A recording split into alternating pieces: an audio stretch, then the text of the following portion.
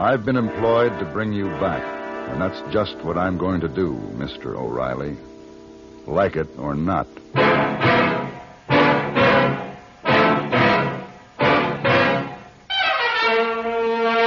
Have Gun, Will Travel. Starring Mr. John Daner as Paladin.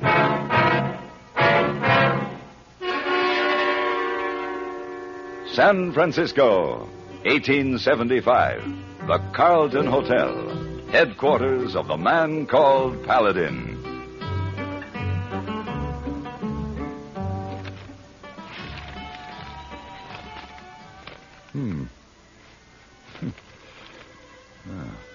Dancing girl missing. Soma Valley's Armenian colony today sadly canceled its annual wine festival because the principal dancer is reported to have eloped... Mr. Paladin. Quiet, head boy. Yes.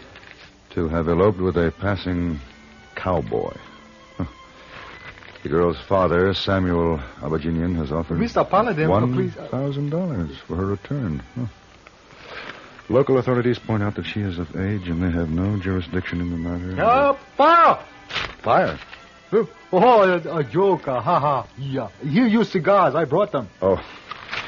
Wait a minute, hey, boy.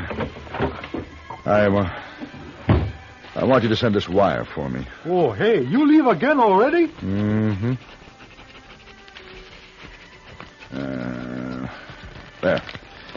I haven't had a good shish kebab for years. Rice pilaf, baklava. Baklava? Armenian cooking. Oh, yeah, baklava. Now, after you send that, get me 2 seats for the Ballet Russe 2 weeks from tonight. Oh, yes, sir, Mr. Paladin. You be back? Oh, I'll be back. Better get that wire off right away. Yes, sir, Mr. Paladin.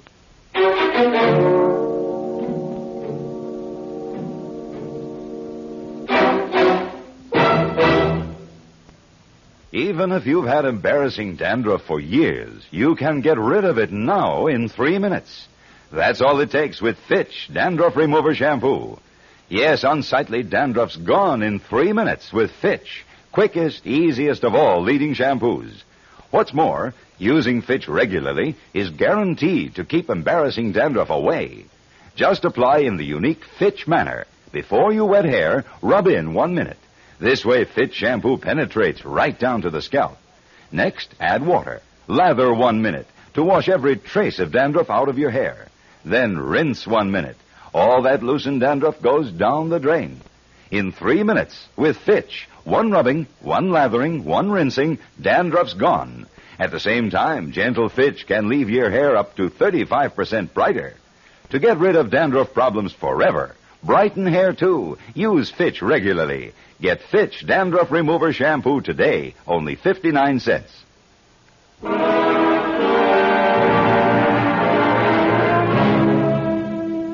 The sun was warm, the sky was clear, and the grapes were harvested. And all that was left was to press them in the vats and wait for them to become wine. An ancient vocation of an ancient, happy people. And their leader was a great giant of a man named Abajinian. Stop that frightful music. It sours the grapes before they are crushed. Husband, must we mourn forever? We have other daughters. Coming to your ear, woman, is a blow for my fist. Do I produce daughters for every passing stranger? Do I beget children to populate foreign villages? Prepare me an answer. Look, there's another one. Huh? You. Out. Good afternoon, Mr. Abajinian. Out, I say, out. Do we disregard hospitality? Out. My name is Paladin. The name is of no importance. You're like the other one. A stranger carrying a weapon. You are... Paladin? That's right. Oh. Woman, where is our hospitality? I have his certificate. We have exchanged words on the telegraph. Move!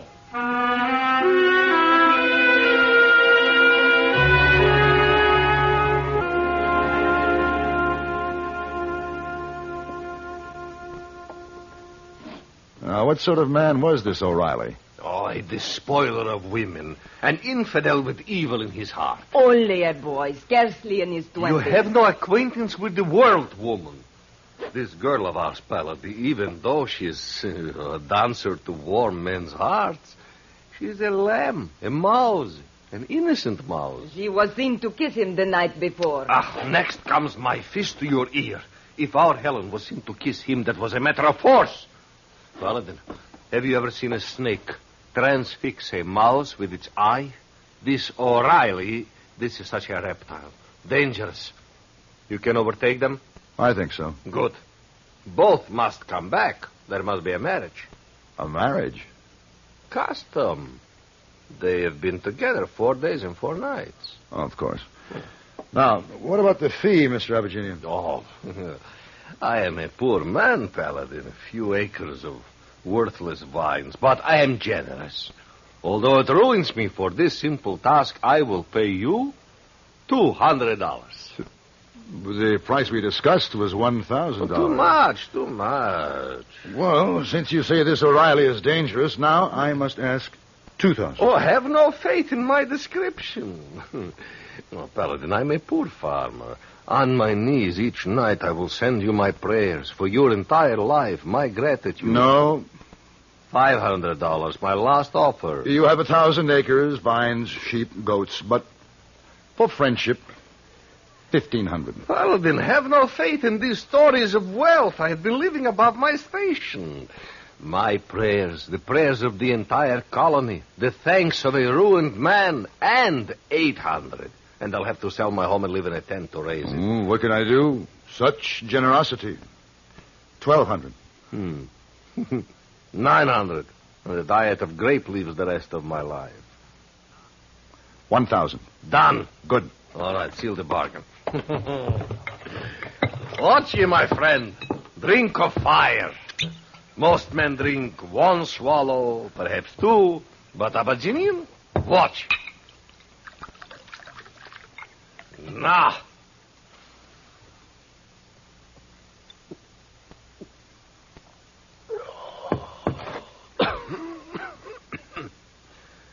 Now, you drink, huh? Of course. Will you pour for me?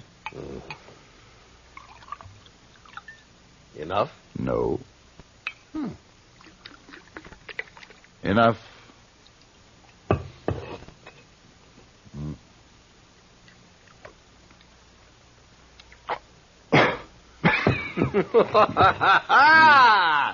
Here is a man. Go, friend, bring back my daughter. Yes, of course. I followed their trail out of the Soma Valley and into the high rangelands. Along the way, I talked to a miner, a cowpuncher, a deputy sheriff. All of them remembered Helen Abajinian quite well. Hardly anyone could tell me anything about her traveling companion, except that he wore chaps and boots and carried a gun. It was noon of the second day when I first caught sight of them. They were resting in the shade of a grove of cottonwood. I dismounted and walked toward them. They were so busy with their problems, they didn't notice. Ma'am, I ain't going to ride my horse to death for you or no other woman. You don't love me. You're doggone right I don't. I told you that every foot of the last 100 miles. Now, ma'am, look. People just ain't going to believe you followed me. But I cannot go home now. You have me compromised. Now that's a lie. I ain't laid a hand on you. At my father's house, you kissed me. Well, I was just funning. There is something wrong with me? Yeah, well... I kiss badly? Well, that's not... I am ugly? No, I didn't say that. Now, you just ain't my type at all. That's what it is. I don't like to be chased. It makes a man nervous. I'm sorry. Yeah, well, here now. Let me get you up.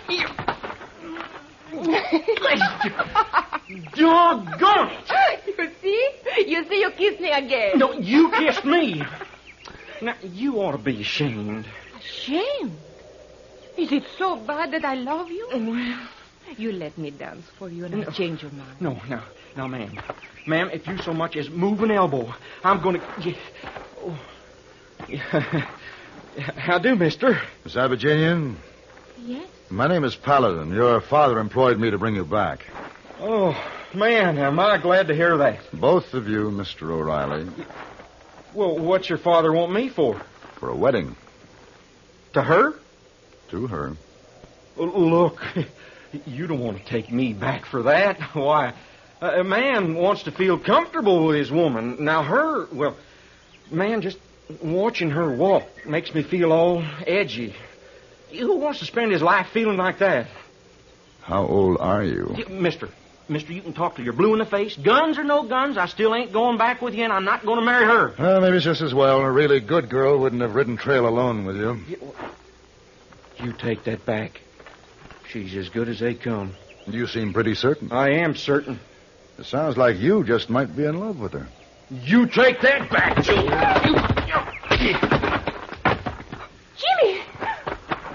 Oh, Jimmy. Don't worry about him, miss. He's all right. Anyway, he's going back with us. Oh, Jimmy! Jimmy, open your eyes. Did you hear that, Jimmy? You're going back with us. Yeah, okay. Okay. I'm going back. But just remember, you can lead a horse to water, but you can't make him drink. Oh, Jimmy. Doggone it anyway.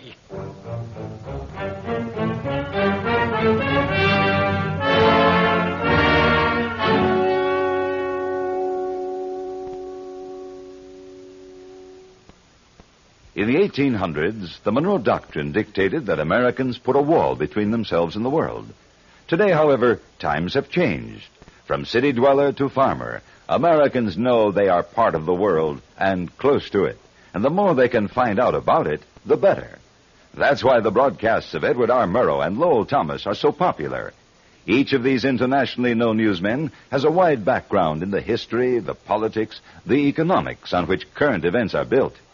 Whether you're interested in high-level affairs of state abroad, economic developments here at home, or the latest advances of science, you'll find them presented clearly and understandably by Murrow and Thomas, with the touch of wit or human interest that has won them listeners everywhere in the world. If you're not already addicted to the news, as CBS Radio presents it nightly, start this week to follow the broadcasts of Edward R. Murrow and Lowell Thomas. They're both heard Monday through Friday on most of these same CBS stations.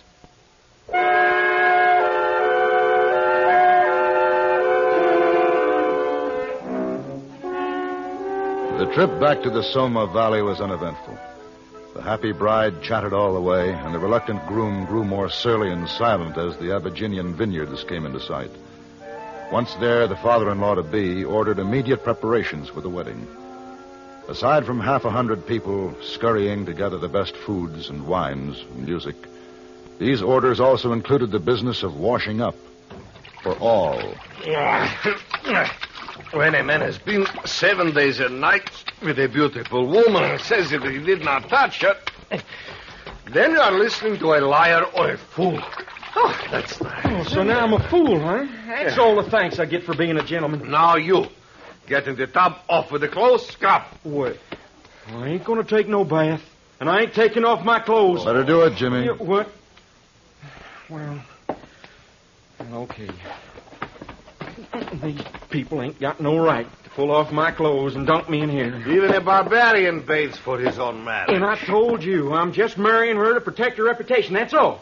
That's all. You can lead a horse to water. Into the tub. Hey, oh, don't pour that water on me now.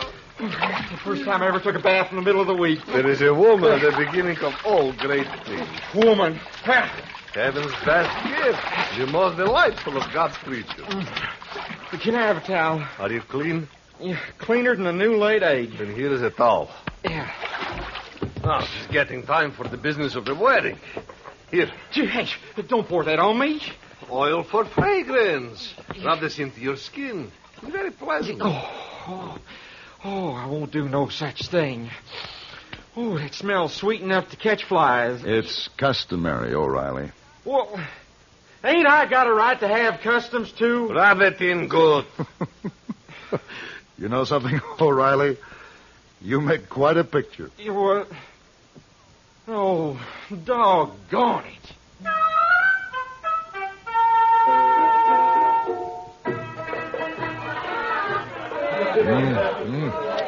Shish kebab. It's not often a man sits at a table like this. Rice pilaf, keskek, kebab. O'Reilly? Here, you ought to try some. No. Oh. Time I was moving along, I went through getting married, didn't I? Mm-hmm, you did. But a smart man doesn't ride off at night hungry. Yeah, well, I tell you, I ain't staying now. I done my part. No one's keeping you. Goodbye. Yeah. What's the matter? Doggone it. I can't run off without saying goodbye to the girl, can I? I mean, after all, I just married her. No, it's just a formality. It's like you said, you can lead a horse to water. Mm-hmm. Well, goodbye, O'Reilly. Now, how come all of a sudden you want me to leave, huh? Why's that? Well, you don't seem to care about the girl. Maybe it's just as well you don't wait and see her dance. Doggone it. She can just dance her fool head off. I'll be too busy eating. I'll just be too busy to notice. What is this foreign stuff here? I don't know. Mighty good, though. Here, try this. Yeah, thanks. Mm-hmm. Hey, really got some good cooks around here. Mm-hmm. You know something, O'Reilly? The bride always supervises the preparation of the wedding foods. She does? She does. It's customary. Is that fact? Mm-hmm. Well, now, you know, just because they don't do things like my people. You see, I got me 4 brothers. Well, that don't mean they ain't real down-to-earth folks now, does it? You sound like you're beginning to grow up. Yeah. Well, I'm as growed up as the next man. Just because that little Abajinian gal gets me. I mean, well, doggone it. Women don't chase men. I'm not too sure. What I mean is, a man don't want a wife that chases him. Well, this Helen... Man, if I live with her, Look, Mr. Paladin. Just watching her makes me nervous. That's so? Yes, sir. Yes, sir. I mean, my stomach flops around, my knees shake. Well, doggone it, she makes me feel downright miserable. A man wants to feel kind of calm, comfortable with a woman, don't he? I think they're getting ready for her dance now. Yeah, well, I guess I ought to be moseying along. O'Reilly, you know, ancient Armenia was at the crossroads of the world. The origins of her dances are lost in antiquity. A flavor of ancient Greece, Persia, perhaps even Minoa. Such dances, O'Reilly, are a language. The most understandable, universal, compelling language of mankind. Yeah, well, maybe so, Paladin, but I'm just... And there's your bride. She's dancing for you. Oh? I'll be done. Well, she's kind of... What's that she's wearing? A veil from Persia. Leaving, Mr. O'Reilly? Oh, Mr. Paladin, that's my wife.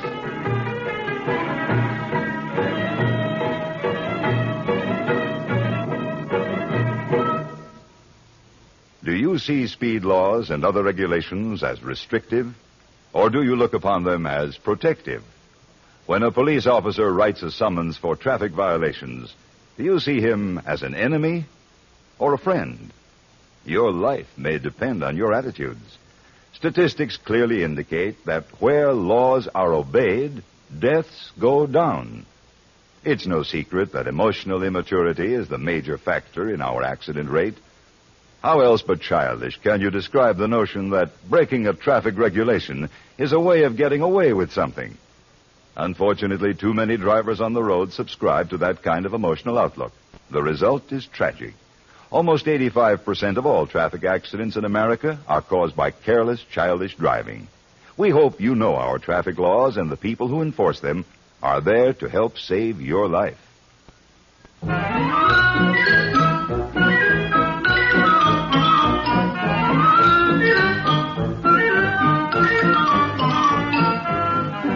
The happy bride and the no longer reluctant groom disappeared from the festivities. Custom.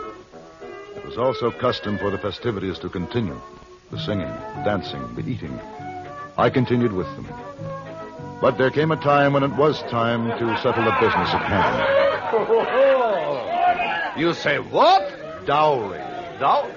All right? Listen to him. Listen to him, my people. Now, I am a liberal man if he wishes to live with my daughter. But you're mad if you think that Abajinian... No dowry, no son-in-law. Oh. Your own custom, Abajinian. I spit on custom. You think I would pay so much as a single goat to mix his blood with mine? You offer to let your daughter carry to marriage her bedding and clothing. Such generosity should be written on the side of Mount Ararat for all to see. All right, perhaps I could spare a goat for milk. A goat for milk. Oh, you can spare a goat for milk. Beside Abajinian, the poorest Arab in a mud hut is a caliph who dispenses gifts of amber and silver. No. Beside Abajinian, a serpent becomes an animal of great stature and dignity, and a toad becomes an animal of great beauty. Perhaps I can afford an acre of vines. I'm a poor man. An acre of vines. Now, did you hear that? An acre of vines. Come, let us circulate the news of such generosity. A messenger to the old country. A runner to the next town. All right. 5 acres of vines and 2 of trees. No, 10 and 5. No. 10 and 5 with a house. No. 50 sheep. Oh, no. Yes, 10 goats. No. 6 carrying milk. All right, agreed, Paladin. Stop there. You ruin an old man. I hope that boy's running his blood. His parents had 5 sons. 5? Well, a busy day, Mr. Paladin, but perhaps not a bad one. 5, you say? He told me so himself. Then perhaps a grandson, huh? A glass of ochi for luck? I'd be delighted, Mr. Abajinian.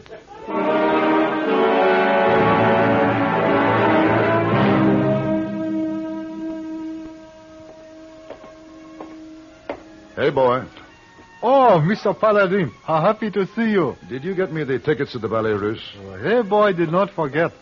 Here. Oh, that's fine, hey, boy. I'll just... I am so sorry. So clumsy of me. I knocked your tickets away. Perfectly all right. Oh, those are our ballet tickets. Oh, you're with the Ballet Russe? You will see me dance, then. You enjoy the ballet, Mr... Paladin, madame. As a matter of fact, I do. I saw your company in Paris last year. So?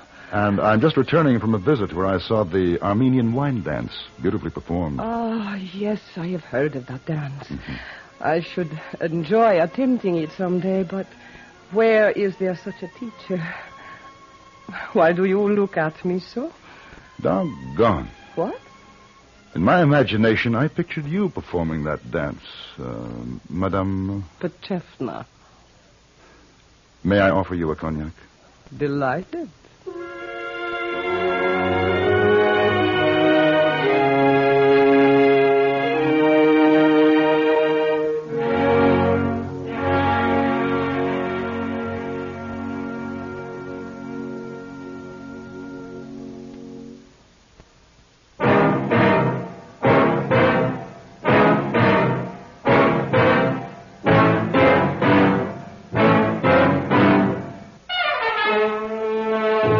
Have Gun, Will Travel.